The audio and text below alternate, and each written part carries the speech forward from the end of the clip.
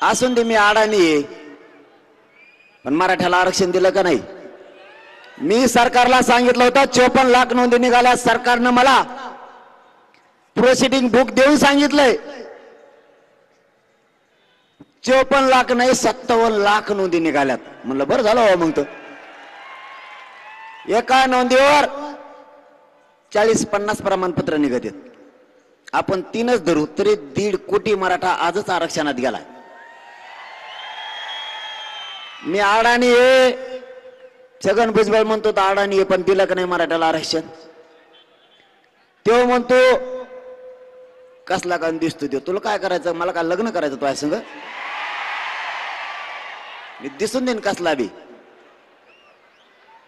तुला दोन्ही कामात हारिलं का नाही? मी तुला आरक्षणात हारिलं, तुला खोटा उपटीन म्हणलं, उपटीला का नाही? म्या मराठ्याला मी एकदाच सांगितलं, मराठ्यांचे मतात ताकद दिसली पाहिजे, मराठ्यांना भिले पाहिजेत, मराठ्यांच्या मताची दहशत झाली पाहिजे, माझ्या माता माऊलीला किंमत आली पाहिजे. ताकदीनं पाडा.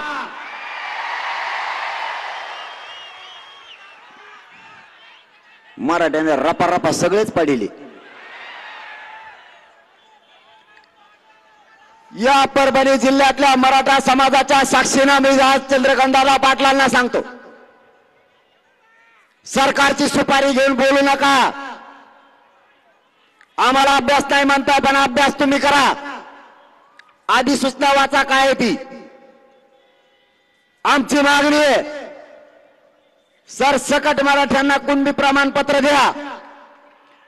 दुसरी मागणी अधिसूचनेची अशी आहे, एका मराठ्यांची जर नोंद निघाली, ज्या मराठ्यांची नोंद निघाली नाही, हे मी 10 महिन्यापासून तुमच्या साक्षीने बोलतोय आणि मराठ्यांनाही सांगतो, लक्षात ठेवत जा.